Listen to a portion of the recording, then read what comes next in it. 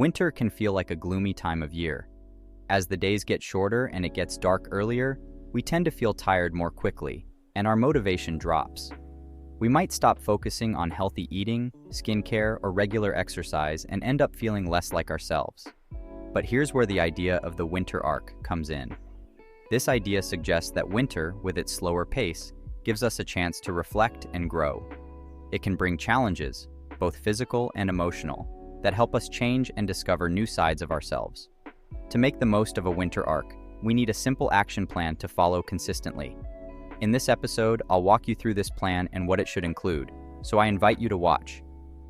Fitness. Looking good will improve your mood and help you feel better in your own body and mentally. In winter, I wouldn't focus on exhausting workouts, but rather on staying consistent. I'd make a good plan that keeps you progressing, so even when you're feeling unmotivated, you'll still want to go to the gym. If you're just starting out, check the link in the description where I've shared a beginner's workout plan to help you build each muscle group. Diet.